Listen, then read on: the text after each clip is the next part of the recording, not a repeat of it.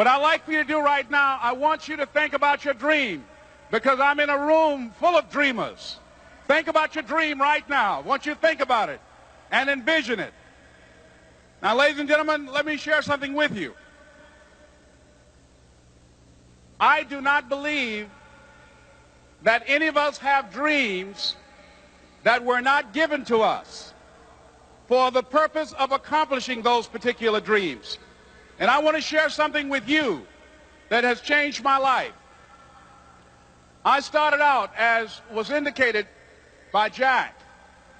It's very humble beginnings. I don't know what that dream is that you have. I don't care how far-fetched it might appear to be.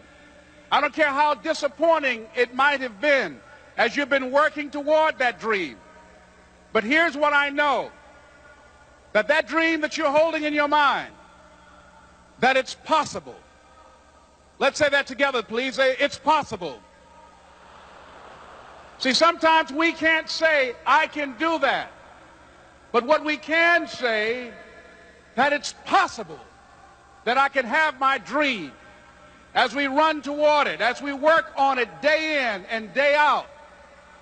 No one, ladies and gentlemen, could have convinced me when I started out just over 6 years ago working on my dream. And I want you to think about whatever your dream is, because I was willing to take a chance. And most people won't do that. Most of the people that you talk to try and bring them into the business, these are not risk takers. Most people have done all that they're ever going to do. They raise a family, they earn a living, and then they die. But people who are running toward their dreams, life has a special kind of meaning. And here's what I will share with you, that in the process of working on your dreams, you are going to incur a lot of disappointment, a lot of failure, a lot of pain, a lot of setbacks, a lot of defeats. But in the process of doing that, you will discover some things about yourself that you don't know right now. What you will realize is that you have greatness within you. What you'll realize is that you're more powerful than you can ever begin to imagine. What you will realize is that you're greater than your circumstances, that you don't have to go through life being a victim.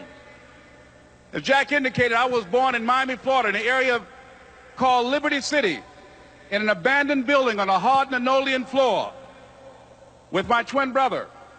We were 6 weeks of age. We were adopted. When I was in 5th grade, I was identified as EMR, labeled educable, mentally retarded, put back from the 5th grade into the 4th grade, and stayed in that category until I got out of high school. I don't have any college training, but I met a high school teacher who one day changed my life. I was waiting on another student, and when he came in, he said to me, young man, go to the board and write what I'm about to tell you. And I said, I can't do that, sir. He said, why not? I said, I'm not one of your students. He said, it doesn't matter. Follow my directions now. I said, I can't do that, sir. He said, why not? I said, because I'm educable, mentally retarded. And he came from behind his desk and he looked at me. He said, don't ever say that again. Someone's opinion of you does not have to become your reality.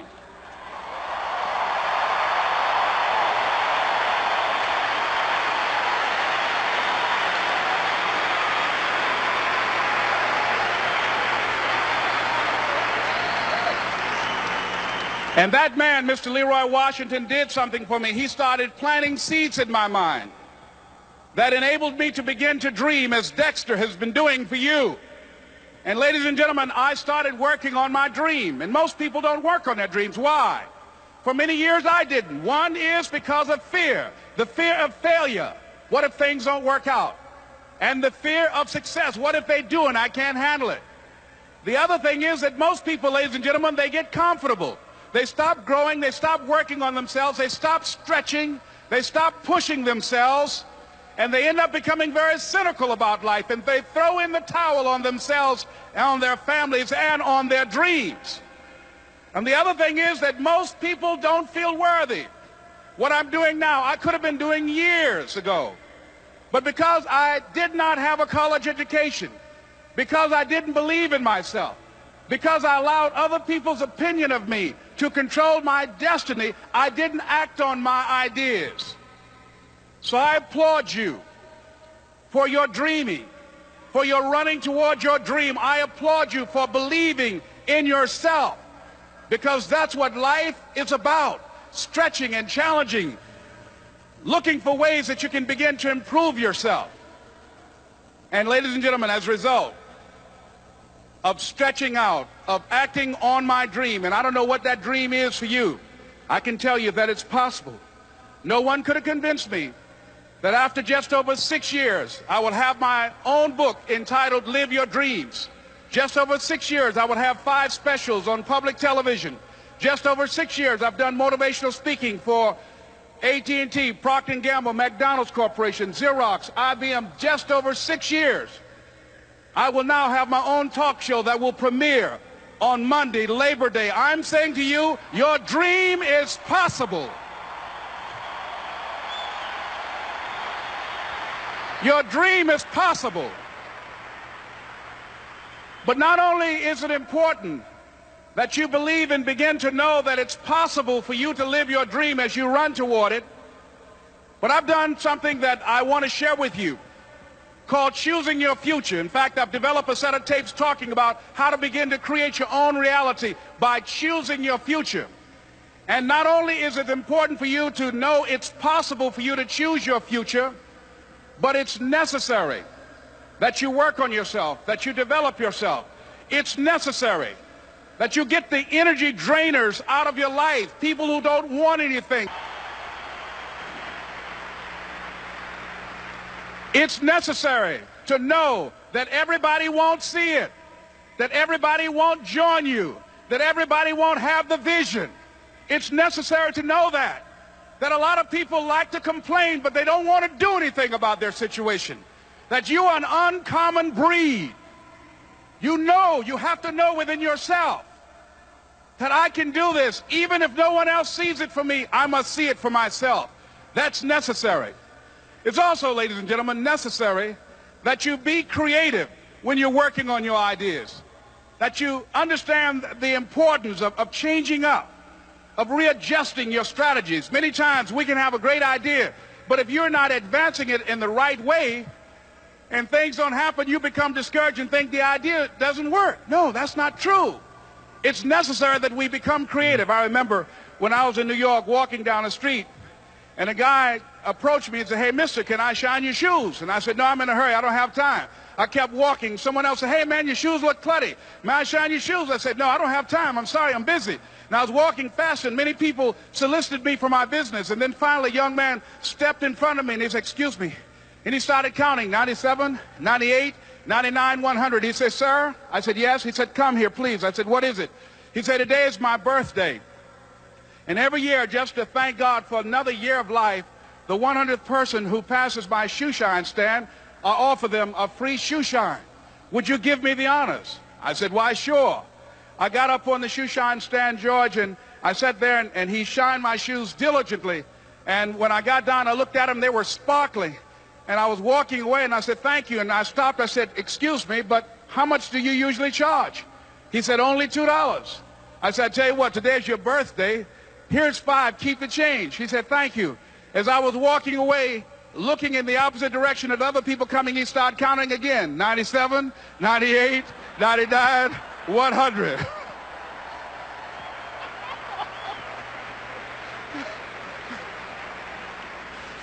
It's necessary that you be flexible, that you are always thinking of how can I improve this better. This is a customer-driven economy. It's necessary for you to always explore various ways in which you can improve the quality of service that you're providing for the people in your organization. I remember something a major company had talked about, the extra value service they were providing for their customers. And the lady who had the news conference summarized it this way. She said, "It's not our intention to satisfy our customers or to please our customers. Our intention is to amaze them." It's necessary, if you're going to compete today, that you look for ways to amaze your customers by being one of those individuals that keep your commitments, that keep your word, that's relentless. It's necessary as you work with the people that you bring into your organization, that they see that you are a good example of a person to work with because you model integrity and determination and ambition and truth and honesty and the way in which you conduct business. The next step is, that is you. That is you.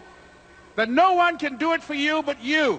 And even though you face disappointments, even though you will experience some setbacks, it goes with the territory. You must understand that. I remember I was playing a game with my 9-year-old son, John Leslie, and I beat him 10 straight games in a game called Connect 4. And finally, I said, John Leslie, I'm bored. I don't want to play you anymore.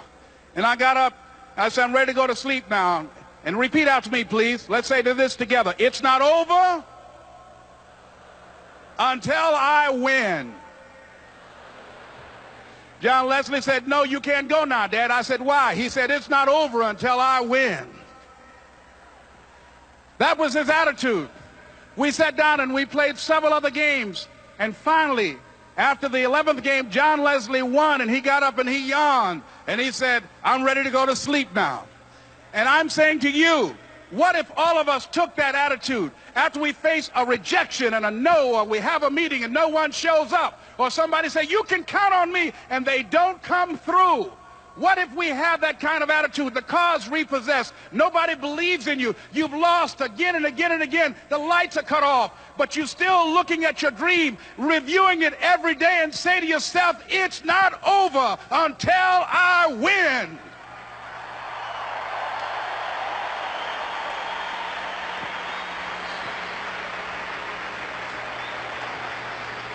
Life will yield to you.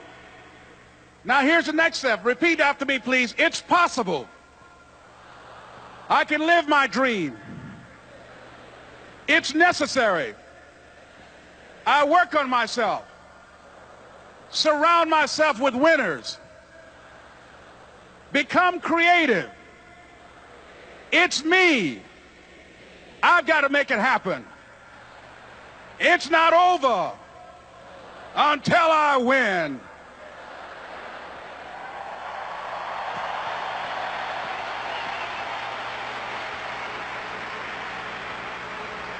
The next thing that's important to know, yes, it's possible that you can choose your future and direct the course of your life as you run toward your dream. It's necessary that you have goals, that you write those goals down, that you plan, that you think constantly of how you can begin to improve what it is that you're doing. If it's your presentations, if it's your recruiting skills, whatever that is, it's also necessary that you look for ways to always find a way to pull it out when everybody else thinks that you are defeated. That you've got to take personal responsibility to know that in order to become successful, you've got to make it your personal business to do it. But the next thing, ladies and gentlemen, I want to share with you that some of you already know that it's hard. It's not easy. It's hard changing your life. It was hard when just over 3 years ago in the Penobscot building in Detroit, Michigan, where I was operating my business, and I fell on some hard times, and I was sleeping in my office. It was hard coming into the lobby, and the security said, excuse me, Mr. Brown, can we see you for a moment? And I said, yes, and I walked up to the counter, and he gave me an envelope. And he said, would you mind reading it here? And I opened the envelope, and the envelope was from management that said, this is an office tower. It's not a hotel. Please do not sleep in your office. And I said, excuse me, sir. I said, I just work long hours in creating my business. I'm an entrepreneur. And right now, things are bad for me. But they're not going to be this way always. And I just asked for the opportunity to continue to operate like I'm doing. I'm not trying to make this my home. And it was hard coming through the lobby. And sometimes they would laugh. There's a guy talking about becoming successful. And look at him. He's bathing in the bathroom upstairs on the 21st floor. He sleeps on the floor. Him and 2 other dreamers up there. Look at him. It was hard, ladies and gentlemen, coming to speak to people. And I was facing financial difficulties in my own life. I was behind on my bills and my dreams, and I'm saying to them, you can live your dream. It was hard, ladies and gentlemen. It was very difficult to pick myself up each day believing that I could do it. There were times that I doubted myself. I said, God, why is this happening to me? I'm just trying to take care of my children and my mother. I'm not trying to steal or rob from anybody. Why did this have to happen to me? It was very hard. And here's what I want to say to you. For those of you that have experienced some hardships, don't give up on your dream. No one could have convinced me by holding on, by continuing to push forward, by continuing to run toward my dream, that one day I would have my own talk show. It's a long shot, ladies and gentlemen, from Liberty City, an abandoned building on a floor, never knowing my mother or father. It's a long shot. Being here with you today in this dome in Atlanta, it's a long shot.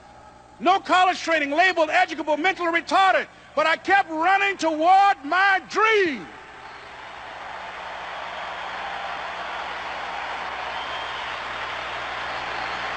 Don't stop.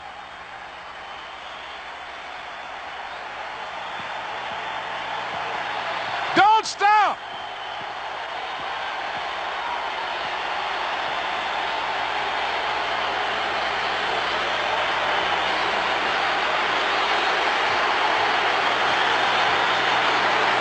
Don't stop running toward your dream.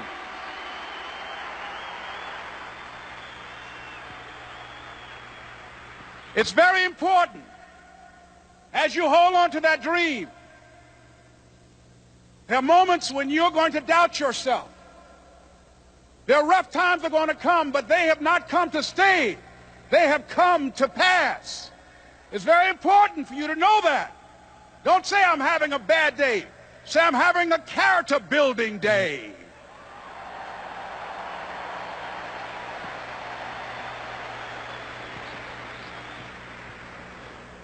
It's very important for you to believe that you are the one to make this happen. I remember this high school teacher, Mr. Leroy Washington, at the end of school one June, it was just a few days before we were supposed to leave, and I just got my report card, and it indicated that I'd failed history, and I'd failed English, and I would have to go to summer school. And I was feeling within myself that I was a failure, that I'm slower than most people in getting paperwork, and I was feeling down on myself and very negative. And Mr. Washington was giving a speech to the graduating seniors, and I was in 11th grade.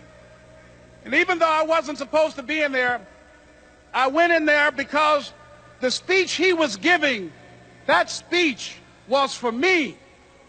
And as he talked, my heart began to beat fast. Tears began to run by my eyes, and I was in the back just listening to him because he said, and he was a very dramatic man. I still talk to him to this day. He said, as graduating seniors of Booker T. Washington High School, I want you to know that you're blessed and highly favored, and that as you go toward the future, begin to know that you have greatness within you. And if just one of you here begin to envision yourselves as being blessed and highly favored to reach your goals, if just one of you capture the essence of what that means, that you have greatness within you and a responsibility to manifest that greatness, that you can make your parents proud, you can make your school proud, you can touch millions of people's lives, and the world will never be the same again because you came this way. And the students gave him a rousing standing ovation. And as he left the auditorium, I ran down the steps and I caught him in the parking lot. I said, Mr. Washington? He said, yes. I said, do you remember me, sir? He said, no. I said, my name is Leslie Brown. My mother, she works in the cafeteria here. I'm one of the twins, Leslie and Wesley. I said, Mr. Washington, but you know, I got these big dreams. You know, I like talking to people. I love people. I said, I want to work with people, and I got this dream of buying my mama a home. Could I do that, Mr. Washington? He said, it's possible, Mr. Brown. And as he walked away, I called him again. I said, Mr. Washington, He said, what do you want now? I said, I'm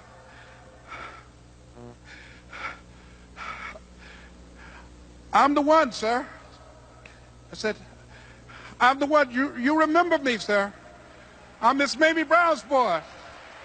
I'm the one. I'm the one.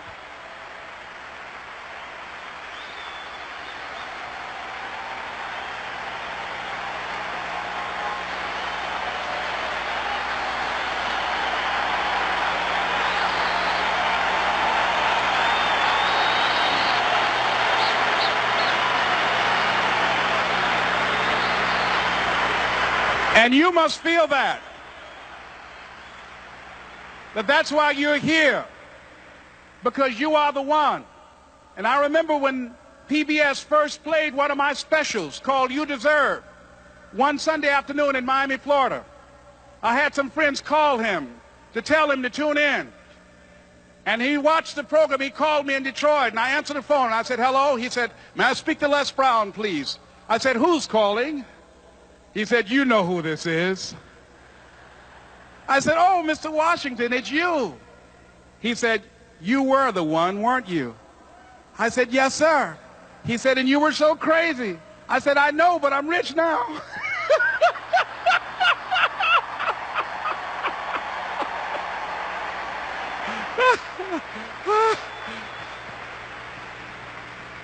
Ladies and gentlemen, it's not going to be easy. It was hard laying on the floor of the Penobscot building, looking out of the window, daydreaming, saying, Les, can you do this? Can you make this happen? I used to listen to tapes day in and day out about See You at the Top, my great friend Zig and Dennis Waitley and different other motivational speakers, and Dr. Norman Vincent Peale. And Dexter saying, don't let nobody steal your dream. I used to ask myself, can I do this? And something said within me, you're the one. You're the one. And let me tell you something, ladies and gentlemen.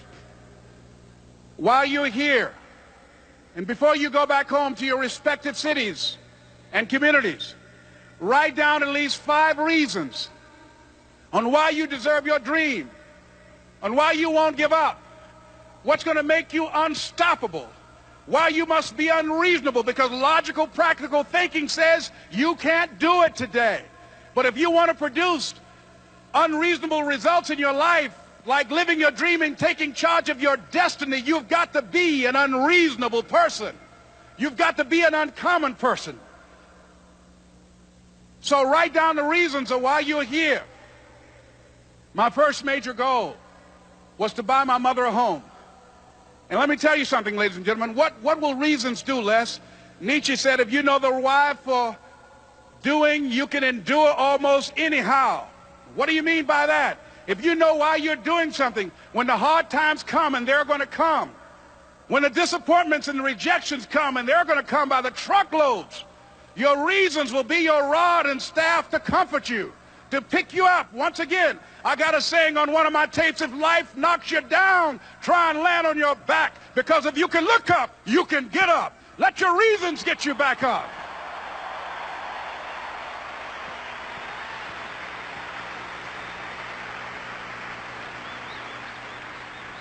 I remember when I bought the home for my mother, and she came out of the car. When I opened the door, I said, Mom, I think I know these people in this house.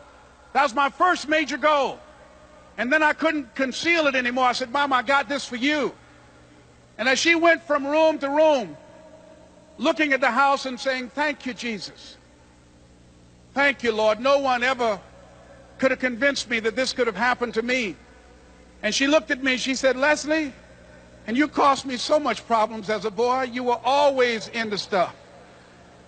She said, no one could have convinced me that day when I walked in that house and this lady was holding you and your brother. And she said, ma'am, I want you to promise me 2 things. And she said, what is it? She says, 1, promise me that you won't separate them. She said, I want them raised together. I want them to know each other. I got pregnant while my husband was away in the war, and I can't keep them. Promise me that you won't separate them. She said, I promise I won't. I've never had children. I promise I won't separate them. And she said, promise me that you'll never tell them about who I am, because if my husband ever found out, he would kill me. She said, I promise. And she said that she gave them to us, and she kind of cried, and she was walking out the door, and she looked at my adopted mother. She said, remember, don't you separate them. She said, I swear to God, I won't. I won't separate them. I'll keep them together. And she said, as I held y'all in my arms, I never had any children of my own. I didn't know how I was going to do it. But I knew with the help of God, I would do it. And ladies and gentlemen, my mother had a dream of having children and raising us. She didn't know how she was going to do it. You're going to be just like that. And some of you are already there. Well, you don't know how you're going to make this happen, but you just feel within yourself some way, somehow, with the help of God, I'm going to make it happen. Repeat after me, please. No matter how bad it is, or how bad it gets, I'm going to make it. I'm going to make it. Shake somebody's hand on your right and left and say, you got the right stuff.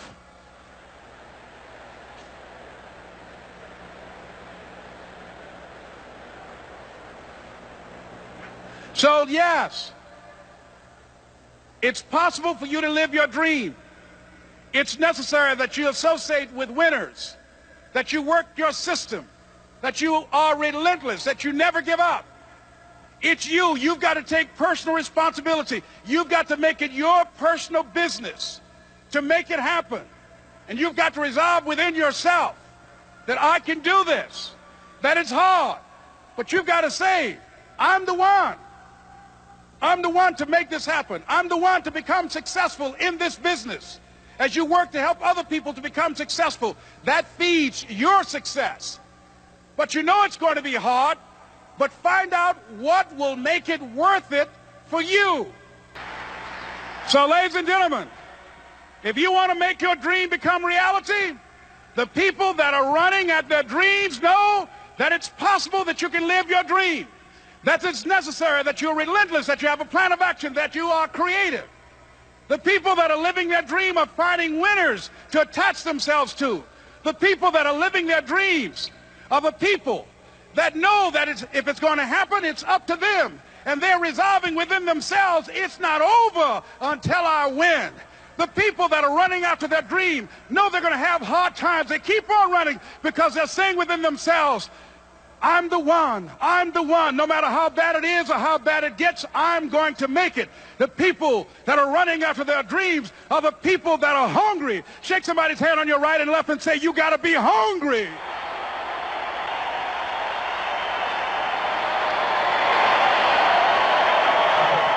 And as you run toward your dream, I want to dedicate this to you that I love very much. I want to thank Dexter and all of you. It's something that I'm known by.